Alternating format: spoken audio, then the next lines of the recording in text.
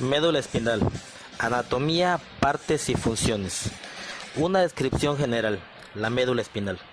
La médula espinal es la parte más caudal del sistema nervioso central, empezando en el bulbo raquídeo y terminando en la zona lumbar.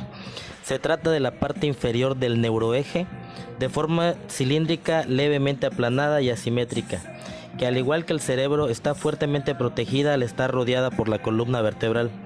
Asimismo, también goza de la protección de las meninges y del líquido cefalorraquídeo, las cuales impiden la mayor parte de daños producidos por los elementos del entorno. Esta parte del sistema nervioso es el punto de conexión entre el cerebro y el resto del organismo, pasando la gran mayoría de fibras nerviosas por la médula. La transmisión de la información no se da generalmente a través de una única neurona, sino que por norma general las neuronas que configuran los diferentes nervios del cuerpo hacen una o varias sinapsis intermedias, sea dentro de la propia médula o afuera de ella, como son las neuronas de los ganglios nerviosos. La médula espinal recibe tanto aferencias como eferencias, es decir, posee tanto neuronas que reciben información de los receptores de los diferentes órganos y estructuras, como otras que envían información y órdenes a dichas zonas.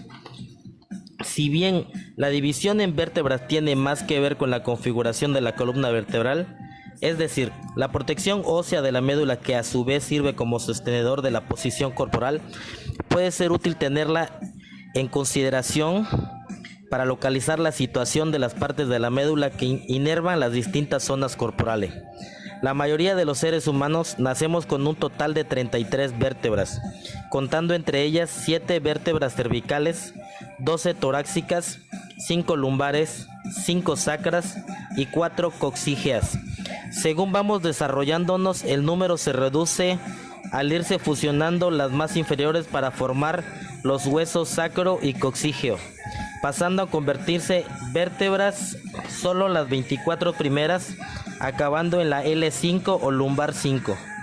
El comienzo de la médula espinal se sitúa un poco antes de su recubrimiento por la columna vertebral, estando adherida al bulbo raquídeo.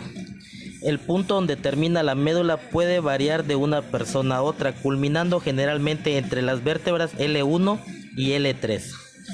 En general, las conexiones nerviosas corresponden a la zona donde se encuentran. Así, en la parte de la médula situada entre las vértebras torácicas se encuentran las conexiones nerviosas que inervan el tórax, y así sucesivamente en lo que se refiere a los nervios que se conectan con la médula. Poseemos un total de 31 pares, siendo 8 cervicales, 12 torácicos, 5 lumbares, 5 sacros y un coxígeo. Un punto a destacar es la presencia de 2 zonas en las que la médula es algo más ancha, debido a que en dichas zonas se encuentran las conexiones nerviosas con las extremidades. Entre las vértebras C4 y T1 existe una zona algo más ancha que el resto de la médula. Esta zona, conocida como la intumescencia cervical, es más gruesa, debido a que en este lugar se encuentran las conexiones nerviosas que conectan con las extremidades superiores. Hacia el extremo inferior de la médula puede observarse un engrosamiento entre las que va de la vértebra T11 a la L1, denominado intumescencia lumbosacra. Se trata de la parte de la médula que inerva las extremidades inferiores y que, junto a la denominada cola de caballo, conecta con las pares del cuerpo localizadas en el extremo inferior. Respecto a la recién mencionada cola de caballo, que recibe su nombre debido a la semejanza de su forma con la cola de dicho animal, es el conjunto de fibras nerviosas que conectan con los nervios espinales. Esta forma es debida a que la médula espinal es más corta que la columna vertebral, con lo que las zonas por debajo de la zona lumbar deben proyectar sus terminaciones nerviosas a los nervios espinales situados debajo de ella. Las partes de la médula. Se ha podido observar que la médula tiene diferentes conexiones nerviosas que inervan distintas zonas del cuerpo. Sin embargo, puede ser de interés analizar la estructura interna de la médula espinal, al igual que en el cerebro. En la médula nos encontramos tanto con sustancia gris como con sustancia blanca. Sin embargo, la disposición es inversa, estando la sustancia blanca situada en una posición externa y la gris en la parte interna de la médula. Generalmente la transmisión de la información se da de manera ipsilateral, es decir, el lado derecho del cuerpo es tratado por la parte izquierda de la médula espinal, mientras que el lado izquierdo se trabaja con la parte derecha. La sustancia gris. La sustancia gris tiene esta coloración debido a que se trata de un conjunto de somas o núcleos de neuronas que proyectan sus axones a otras áreas. Es decir, en estas zonas donde se acumulan los cuerpos de las neuronas, centros de procesamiento de la información. Si bien al no estar en el encéfalo este procesamiento es muy somero, la sustancia gris se encuentra en diferentes cuerpos o astas, siendo las principales el asta ventral, el asta dorsal y la zona intermedia.